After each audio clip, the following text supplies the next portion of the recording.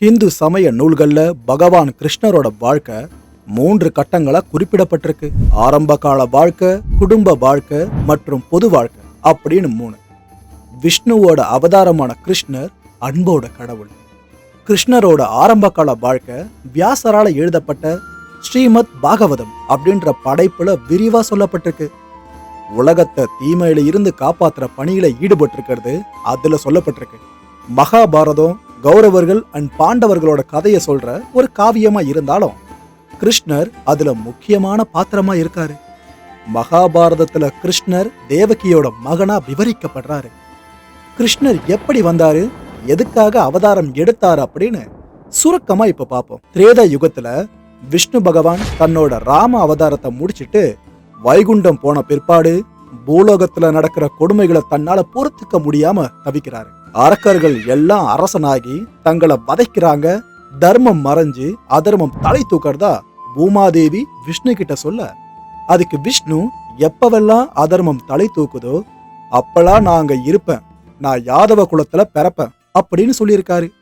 அவர் சொன்ன மாதிரியே கிருஷ்ணரா யாதவ குலத்துல வசுதேவர் அண்ட் தேவகியோட மகனா பிறந்தாரு.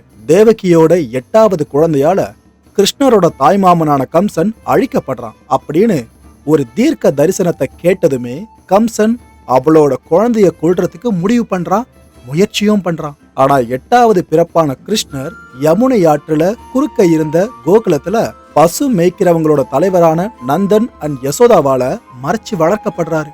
அங்கதான் அவர் ஒரு அழகிய குழந்தை பருவத்தையே கழிச்சாரு.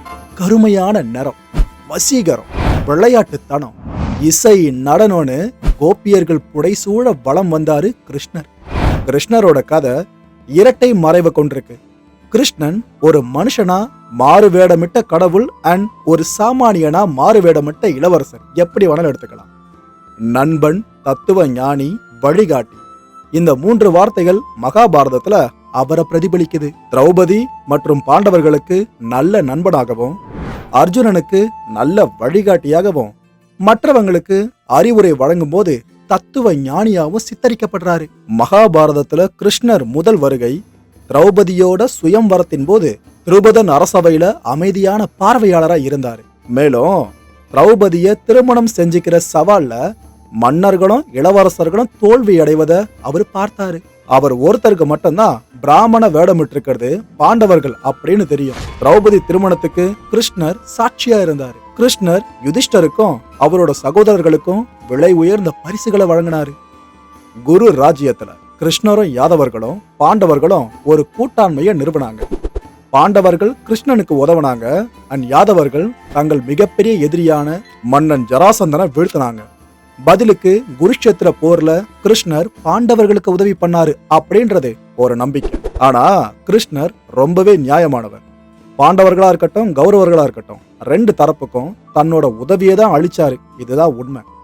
வனவாசம் முடிஞ்சு குருட்சேத்திரத்துக்கு பாண்டவர்கள் திரும்பினப்ப பாண்டவர்களை துரியோதனன் பாண்டுவோட வாரிசுகளை ஏற்க மறுத்ததால கிருஷ்ணர் 2 தரப்புக்கும் இடையில சமாதானம் பேசி பாண்டவர்கள் நிம்மதியா வாழ குறைஞ்சபட்சம் ஒரு வீட்டையாவது தாங்கல அப்படின்னு கேட்டாரு. ஆரம்பத்திலேயே கிருஷ்ணர் போரை தடுத்தாரு. அவரு ரொம்ப பொறுமையானவர் அப்படின்றதுக்கு உதாரணம் இந்த நிகழ்வு. போர் முனையில குருட்சேத்திரத்துல 2 கூட்டணிகளும் கூடிய போது அர்ஜுனன் மனசு மாறி அதிகாரத்துக்காக தன்னோட சகோதரர்கள் கூட சண்டையிட விரும்பல அப்படின்னு சொல்லி தன்னோட ஆயுதத்தை கையில இருந்து தூக்கி எறிஞ்சான். இந்த பகுதி காவியத்துல மிக முக்கியமான ஒண்ணு. ஏன்னா இது அர்ஜுனன் அண்ட் கிருஷ்ணர் 2 பேரோட தன்மையை காட்டுறது. அங்க கிருஷ்ணர் தன்னோட உண்மையான ஆற்றலை அர்ஜுனன் கிட்ட காட்டி அவனோட வாழ்க்கையோட ஞானத்தை அவனுக்கு கற்பிச்சாரு. ஸ்ரீ கிருஷ்ணர் பாண்டவர்களுக்கான தூதரா அனுப்பப்பட்டாரு. கிருஷ்ணர் கௌரவர்களோட அவைக்கு வந்தபோது துரியோதனனோட விருப்பத்துக்கு மாறா பீஷ்மர் மற்றும் திருதராஷ்டிரரின் உத்தரவின் பேர்ல வரவேற்புக்கான அற்புதமான ஏற்பாடுகள் செய்யப்பட்டுச்சு. மண்டபத்துல ஸ்ரீ கிருஷ்ணர் நுழைஞ்சதுமே துரியோதனனை தவிர எல்லாருமே எழுந்து நின்னாங்க. அதுக்கு பிறகு கிருஷ்ணர் நான் எந்த நோக்கத்துக்காக வந்திருக்கேன் அப்படின்றத இங்க இருக்க எல்லா அறிவாளிகளுக்கும் தெரியும், நான் ஏதாவது சொல்லணுமா என்ன அப்படின்னு கேட்டாரு. துரோணர், பீஷ்மர், விதுரர் மற்றும் ஞானிகள் எல்லாருமே பேச ஆரம்பிச்சாங்க. நீங்க வந்திருக்க பெருமைக்குரிய நோக்கத்தை நாங்க அறிவோம். பாண்டவ சகோதரர்களுக்கு உரிய உரிமை வழங்கப்பட வேணும் அப்படின்றதுல நாங்க எல்லாருமே உடன்படுறோம் அப்படின்னு சொன்னதும் கிருஷ்ணர் துரியோதனனோட சம்மதத்தை கேட்டாரு. துரியோதன நான் ஒத்துக்க மாட்டேன் அப்படின்னு சொன்னான். வாழ கொஞ்சம் இடத்தையாவது பாண்டவர்களுக்கு கொடுங்களேன் அப்படின்னு கிருஷ்ணர் கேட்க, காணி நிலத்தை கூட நான் தரமாட்டேன் அப்படின்னா துரியோதன. பகடை விளையாடப்பட்டுச்சு. பாண்டவர்கள் அடிமையாக்கப்பட்டாங்க. திரௌபதி அவமதிக்கப்பட்டா. கிருஷ்ணா உன்னால என்ன பார்க்க முடியலையா அப்படின்னு திரௌபதி அழுதா. கிருஷ்ணர் அவளோட மானத்தை காத்தாரு. பகடை விளையாட்டுல திரௌபதி துயில் உரியப்பட்டு வேதனையில இருக்கும்போது பெண் குலத்துக்கு எதிராக நடக்கும் அநீதியை கண்டிக்கிற விதமா கிருஷ்ணர் கூறும் உபதேசம், வணங்க வேண்டிய பெண் குலத்துக்கு மனித சமுதாயம் எப்பவுமே துன்பத்தையும் அநியாயத்தையும் அநீதியையும் தான் இழைக்குது.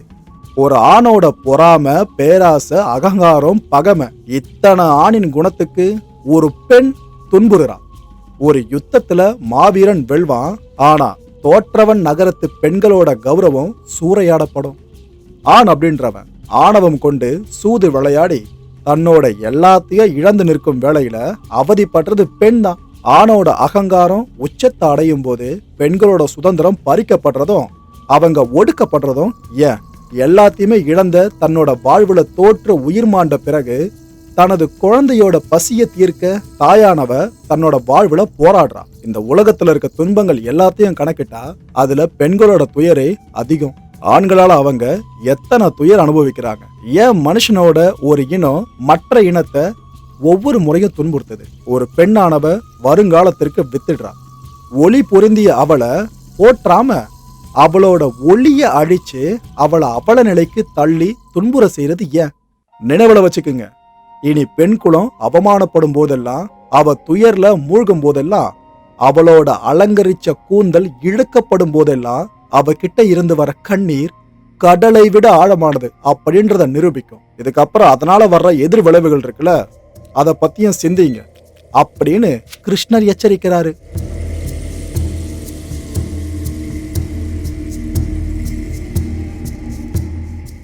மகாபாரதத்துல போருக்கு முந்தைய நாள் சகுனியோடு கிருஷ்ணர் பகடை விளையாடிட்டு இருக்கும் போது சகுனி சூழ்ச்சி செய்றார். அந்த சமயம் சகுனி கிருஷ்ணரை பார்த்து, நீ பாண்டவர்களுக்கு உதவ முயற்சி பண்ற, அவங்கள ஜெயிக்கணும் அப்படின்னு நினைக்கிற, இப்படி சொன்னாரு சகுனி. அதுக்கு கிருஷ்ணர் சொன்னாரு, வெற்றி தோல்வி அப்படின்றது எனக்கு இல்லை, நான் நடத்துறது லீல. ஒரு பாத்திரத்துல நிரப்பப்படுற தானியத்துல எது மேல இருக்கு, எந்த தானியம் கீழே இருக்கு அப்படின்றத பார்க்காம அது எல்லாமே கடைசியில சமைக்கப்படணும், அவ்வளவுதான். அது போலதான் உலகத்துல வாழும் ஜீவராசிகளும் அதுல மனுஷன் அப்படின்ற தானியமும் அவரவர் இடத்துல இருக்காங்க. அதர்மம் சில மனுஷங்களை மேல் எழுப்புவதால அவங்க ரொம்ப விரைவிலேயே காலனை அடைஞ்சிடுறாங்க. தர்மம் சில பேரை காக்கிறதுனால அவங்க தாமதமா தான் காலனை அடையிறாங்க. இதுல சொல்ல வர்றது, உலகத்துல இருக்க எல்லா ஜீவராசியும் கடைசியில இறப்ப சந்திச்சுதான் ஆகணும். ஆனா எப்ப எப்படி இறக்க போறோம் அப்படின்றது யாருக்கும் தெரியாத ஒண்ணு. அதனால மோகம் கொண்டு வாழ வேணாம் அப்படின்னு அறிவுறுத்தப்பட்டிருக்கான். மகாபாரத போர்ல கிருஷ்ணர் அர்ஜுனருக்கு தேரோட்டியா செயல்பட்டார்.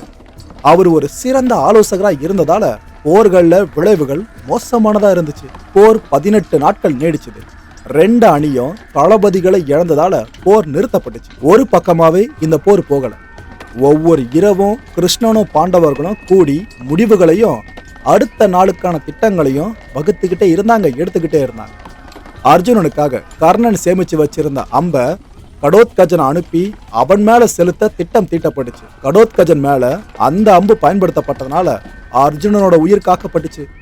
இது கிருஷ்ணரோட போர் தந்திரங்களை காட்டுற ஒரே ஒரு நிகழ்வு மட்டும்தான். பீஷ்மரை தோற்கடிக்க சிகண்டிய தளபதியா பயன்படுத்தினதுனால போர்ல பேரழிவு ஏற்பட்டுச்சு. கிருஷ்ணர் பாண்டவர்களுக்கு உதவுறதை தடுக்கிறதுக்கும் அவரை திரும்பி போகாம இருக்க வைக்கிறதுக்கும் சிறைக்குள்ள அடைக்க நினைச்சா துரியோதனன். அப்போ கிருஷ்ணர் திருதராஷ்டிரன், பீஷ்மர், விதுரர் இவங்க கிட்ட, இப்படிப்பட்ட ஒருத்தனை தான் உங்க அரண்மனையில வச்சிருக்கீங்க, இது உங்களுக்கு அவமானம், அவரு என்ன பிணைக்க விரும்புறாரு, இதெல்லாம் நீங்க கேட்க வேண்டாமா, நீங்க மட்டும் எனக்கு அனுமதி அளிச்சா நானே அவனை கட்டி யுதிஷ்டரோட பாதங்களுக்கு இப்பவே அழைச்சிட்டு போவேன். துரியோதனா, எந்த தவறான எண்ணத்திலையும் இருக்காத, நான் இங்க தனியா இருக்கேன் அப்படின்னு நீ நினைக்கலாம், ஆனா அது உண்மை இல்லை அப்படின்னு கிருஷ்ணர் சொல்லி முடிக்கும் போதே அவரோட உடல் பெரிய அளவுக்கு வளர தொடங்குச்சு. எல்லாருமே பிரம்மா மற்றும் சிவன் அர்ஜுனன் மற்றும் பாண்டவர்கள் அப்படி இப்படின்னு எல்லா வீரர்களும் அவரோட உடம்புல ஜொலிக்க தொடங்கினாங்க. பிறகு கிருஷ்ணர் தன்னோட வடிவத்தை விளக்கி, நான் என்னோட வேலையை செஞ்சுட்டேன், நான் திரும்பி போறேன், துரியோதனா நீ உன்னோட விதிக்காக காத்துரு அப்படின்னு சொல்லி புறப்பட்டார் கிருஷ்ணர். கர்ணனுக்கு கிருஷ்ணன் சொன்ன உபதேசம். கிருஷ்ணர் போரை நிறுத்தும் முயற்சியா கர்ணன் கிட்ட பேசுவாரு. போர்ல நீ கலந்துக்க வேணாம், துரியோதன உன்னோட உண்மையான நண்பனே கிடையாது, அவனுக்கு சாதகமா உன்னை பயன்படுத்தி அர்ஜுனன் மேல அவனுக்கு இருக்கிற கோபத்தை வாங்கிட்ட திணிச்சிருக்கான். உன்னோட கவலைகளை மட்டுமே நீ ரொம்ப பெருசா பாக்குற கர்ணா. அதனாலதான் மற்றவங்க படுற வேதனை உனக்கு புரியாத அளவுக்கு தவறான நட்பு உன் கண்ணை மறைக்குது. அவ உன்னை உண்மையிலேயே நண்பனா நினைச்சிருந்தா அவ உன்னை வச்சு உலகத்தோட கவலைகளை தீர்த்திருப்பான். ஆனா அவ அப்படி செய்யாம அநீதியோட பாதையில உன்னை கூட்டிட்டு போறான். அது நல்ல நட்பு கிடையாது பார்த்தா அப்படின்னு கர்ணனுக்கு கிருஷ்ணர் நல்ல நட்பு எப்படி இருக்கணும் அப்படின்னு உலகிற்கும் கர்ணனுக்கும் அறிவுரைத்தாரு. கௌரவர்களுக்கும் பாண்டவர்களுக்கும் இடையில சகோதர போரை தவிர்க்கிற சாத்தியக்கூறுகள் குறைஞ்சிடுச்சு. அதனால கிருஷ்ணன் ஆதரவை யார் பெறாங்களோ அவங்கதான் இந்த போர்ல வெல்ல முடியும் அப்படின்னு பலராமர் சொல்ல, துரியோதன வேகமா கிருஷ்ணனோட ஆதரவை பெறத்துக்கு முயற்சி பண்றான். துரியோதன தன்னை பார்க்க வரான் அப்படின்ற செய்தியை கேட்டதும் கிருஷ்ணர் அயர்ந்து தூங்குற மாதிரி நடிச்சாரு. ஆணவம் கொண்ட கௌரவ இளவரசன் துரியோதன கிருஷ்ணரோட தலைப்பகுதியில அமர்ந்து காத்து கிடந்தான். இதற்கிடையில பாண்டவ இளவரசன் அர்ஜுனனும் அதே நோக்கத்துக்காக கிருஷ்ணரை சந்திக்க வந்திருந்தான். கிருஷ்ணர் அயர்ந்து தூங்குறத பார்த்த துரியோதன தலைப்பகுதியில் அமர்ந்திருக்கிறதையும் கண்டு ரொம்ப பணிவோடு கிருஷ்ணரோட காலடியில மண்டியிட்டு அவர் எழுந்திருக்கிற வரைக்கும் காத்திருந்தான். கிருஷ்ணர் முதல்ல யார பார்க்கிறாரோ அவங்க எதை வேண்டாங்களோ அதை தந்துடுவாரு. நிகழ்த்தப்பட்ட நாடகம் மற்றும் நோக்கம் நிறைவேறுச்சு. கிருஷ்ணர் தூக்கத்துல இருந்து எழுந்தா மாதிரி நடிச்சு முதல்ல அவரோட காலடியில இருந்த அர்ஜுனனை பார்த்தாரு. இதுக்கு பிற்பாடுதான் தலைப்பகுதியில அமர்ந்திருந்த துரியோதனனை பார்த்தாரு. அர்ஜுனா உனக்கு என்ன வேணும் அப்படின்னு கிருஷ்ணர் கேட்டதும், முதல்ல வந்தவன் நான், என்கிட்ட முதல்ல கேட்காம அவங்கிட்ட கேக்குறீங்க அப்படின்னு துரியோதன கிருஷ்ணர் கிட்ட கோபமா கேட்டான். முதல்ல வந்தாலும் நான் முதல்ல பார்த்தது அர்ஜுனனை தான். வேண்டுதலை வேண்டி வருபவன் பணிவுடன் தான் இருக்கணுமே தவிர அகங்காரத்தோடு இருக்கக்கூடாது. யாசகம் பெறுபவரோட கரம் கீழே இருக்கணுமே தவிர மேல இருக்கக்கூடாது. அதை அழிக்கிறவங்க கைதான் எப்பவுமே மேல இருக்கணும். அவன் தலையில அமரக்கூடாது, பணிவோடு இருக்கணும் அப்படின்னு கிருஷ்ணர் துரியோதனனை கண்டிச்சார். கிருஷ்ணர் ஒரு இக்கட்டுல சிக்கி இருக்க மாதிரி தன்னை காமிச்சுக்கிட்டார். ஏன்னா இந்த 2 பேர்ல யாருக்கு ஆதரவு அளிக்கிறதுன்னு அவருக்கு இன்னும் பிடிபடல. ஒருவர் தன்னோட முழு பலம் பொருந்திய நாராயண சேனையை தேர்வு செய்யலாம், மற்றவர் கிருஷ்ணரை மட்டும் தேர்வு செய்யலாம். எந்த ஆயுதத்தையும் கிருஷ்ணர் ஏந்த மாட்டார். இப்படி ஒரு ஆப்ஷன் கொடுக்கப்பட்டதும் துரியோதனன் என்ன பண்றான், நாராயண படைய தேர்வு பண்ணிடுறான். அர்ஜுனன் கூப்பிய கைகளோடு கிருஷ்ணரை தன் பக்கம் இருக்க விரும்புறதா சொன்னான். மேலும் போர்ல தன்னோட தேரோட்டியா இருக்கணும் அப்படின்னு கேட்டுக்கிட்டான். இப்படிதான் குருக்ஷேத்திரத்துல கிருஷ்ணர் பங்கேற்றாரு. அவர் அர்ஜுனனோடு இருந்ததால மட்டும்தான் அர்ஜுனனோட உயிர் காக்கப்பட்டுச்சு. கௌரவர்கள் கிட்ட கிருஷ்ணனோட படை இருந்தாலும் அதை இயக்கிறதுக்கு சரியான தலைமை இல்லாததுனால அவங்க தோற்கடிக்கப்பட்டாங்க. அர்ஜுனன் பல பேரிடர்கள் இருந்து காப்பாற்றப்பட்டான். கர்ணன் அஸ்திரத்தை எய்தும் போதும் கிருஷ்ணர் தேர பூமியில அழுத்தி சில அங்குலங்கள் கீழே இறங்க செஞ்சார். அதனால கர்ணனோட அம்பு அர்ஜுனனோட தலைக்கு மேல போயிடுச்சு. அவனோட கிரீடத்தை மட்டும் தொலைச்சது. இறுதியில அர்ஜுனனோட தலை தப்புச்சு. போர் முடிஞ்ச பிற்பாடு ஸ்ரீகிருஷ்ணர் அர்ஜுனன் கிட்ட, உன்னோட பணி முடிஞ்சிருச்சு, இப்ப நீ முதல்ல தேர்ல இருந்து கீழே இறங்கு அப்படின்னு சொன்னாரு. பொதுவா தேர் ஓட்டுறவங்க முதல்ல இறங்குவாங்க, பயணிய முதல்ல இறங்க சொல்லவே மாட்டாங்க. ஆனா இங்க தேர் ஓட்டுறவர் அதாவது கிருஷ்ணர், நீ முதல்ல இறங்கு அப்படின்றாரு. என்ன விஷயம் அப்படின்னு புரியாம அர்ஜுனன் குழம்பி போறான். சரி கிருஷ்ணரே சொல்றாருன்னு அவன் இறங்கிட்டான். அப்போ ஸ்ரீகிருஷ்ணரும் தேர்ல இருந்து இறங்கினதுமே குதிரைகளோடு தேர் முழுவதுமா தீ பிடிச்சு எரிஞ்சு சாம்பலாச்சு. அர்ஜுன, இது என்ன அதிசயம் கிருஷ்ணா அப்படின்னு கேக்குறான். துரோணர் அண்ட் கர்ணனோட அஸ்திரங்கள் அந்த நேரத்துல உன்னோட ரதத்தை எரிச்சிருக்கும், ஆனா நான் அங்க அமர்ந்திருந்ததுனால அதை அப்படியே எரிய விடாம பாத்துக்கிட்டு இருந்தேன். இப்போ நான் இறங்கிட்டேன், அதனாலதான் அதோட வேலையை காட்டுது அப்படின்னு கிருஷ்ண பரமாத்மா சொல்றாரு. கிருஷ்ணரோட கூற்றுப்படி மகாபாரத போர் ஏன் தேவைப்பட்டுச்சு? கிருஷ்ணர் தன்னோட சுதர்சன சக்கரத்தை பயன்படுத்தி தீய மனம் கொண்டவங்களோட தலைகளை துண்டிச்சிருக்கலாம். ஆனா அவர் ஏன் அதை செய்யல? செயலால நாம என்ன பெற்றிருப்போம்? தீமையும் நன்மையும் சம நிலையில இருக்கும்போது கடவுள் தீயவர்களை கொன்னு நல்லவர்களை காக்குறாரு. விஷ்ணு தன்னோட அவதாரங்கள்ல ஒன்னை எடுத்து தீமைக்கும் நன்மைக்கும் இடையில நடக்கிற சண்டைக்கு தலைவரா இருப்பாரு. மகாபாரதத்துல யாரும் தீயவர் அப்படின்னும் நல்லவர் அப்படின்னும் குறிப்பிடப்படவே இல்லை. கவனிச்சிங்களா? பாண்டவர்களை நல்ல மனுஷங்க அப்படின்னும் கௌரவர்களை கெட்டவங்க அப்படின்னும் நாம அடிக்கடி தப்பா நினைச்சுக்கிறோம். ஆனா ஒவ்வொரு கதாபாத்திரத்தையும் கூர்ந்து கவனிச்சாதான் அவங்க எல்லாருமே ஏற்றுக்கொள்ள முடியாத தப்புகளை செஞ்சிருக்காங்க. நல்லது கெட்டது இதுக்கு இடையில ரெண்டு சண்டை, இந்த ரெண்டு தரப்புக்கும் சண்டை ஈடுறதுல அவங்களோட மீட்பு இருந்துச்சு. இது பாண்டவரோட கடந்த கால தவறுகள்ல இருந்து மீட்கப்பட்டுச்சு. பீஷ்மரும் துரோணரும் தங்களோட வாழ்நாள் முழுக்க தர்மத்துக்காக ஏங்கி கொண்டிருக்கையில போற வழியில அவங்க செய்யற தவறுகளை அறியாமே இருந்தாங்க. ஒரு தீய செயலை கண்டு அதை பத்தி எதுவுமே செய்யாம இருக்கிறது தான் மகா பாவமா, மகா தவறா. கிருஷ்ணர் நீதிய ஒரு மரத்தோடு ஒப்பிடுறாரு. மரத்தோட கிளைகள் ஒழுக்கங்கள், நம்பிக்கைகள் மற்றும் வாக்குறுதிகள் இப்படி பார்க்கணும். அதோட வேர்கள் இரக்கமா பார்க்கப்படுது. ஒரு மரத்துக்கு அதோட கிளைகள் எவ்வளவு தேவையோ அது வாழ வேர்குணம் அவசியம். மானுட சமுதாயம் துன்பத்தை அனுபவிச்சு வருது. சிலர் சொந்த கவலைகள் அண்ட் வாக்குறுதிகள்ல நிலையா இருக்காங்க. ஆனா அந்த வாக்குறுதிகள் ஒருத்தரோட வாழ்க்கைய வேதனைப்படுத்தக்கூடாது. அத்தகைய வாக்குறுதிகளை நிறைவேற்றதை விட மீறுறது நல்லது. இப்படிப்பட்ட பிடிவாதம் ஒருத்தனை ஒழுக்க கேடானவனா மாற்றுறது மட்டும் இல்லாம அநீதி இழைச்சவனுக்கு சமமானதாகவும் ஆக்கும். எப்போதெல்லாம் ஒரு நபர் தன்னோட சொந்த உரிமையில நிற்கின்றானோ அப்போதெல்லாம் நீதியோட தராசுகளை உயர்த்த கிருஷ்ணர் பிறப்பார் அப்படின்னு விளக்குறாரு. யுதிஷ்டிரன் பீமனின் பலத்தாலையும் அர்ஜுனனோட சாமர்த்தியத்தினாலையும் நீங்க வெற்றி பெற்றதுல நான் மகிழ்ச்சி அடைறேன் அப்படின்னு கிருஷ்ணர் கூற, அதுக்கு யுதிஷ்டர் சொல்றாரு, கிருஷ்ணா இப்படி சொல்லாத, உன்னோட அருள் இருந்தது, உன்னோட அருள் தான் எங்களை இந்த பெருமை நிலைக்கு கொண்டு வந்து சேர்த்துச்சு அப்படின்னு சொல்லி அழுதார். வீரன் கண்களில் இருந்து வரும் ஒவ்வொரு கண்ணீருமே வீர துளிகள் தான். இந்த வீர துளிகள் பிறப்பெடுக்க காரணமே கிருஷ்ண பரமாத்மா தான்.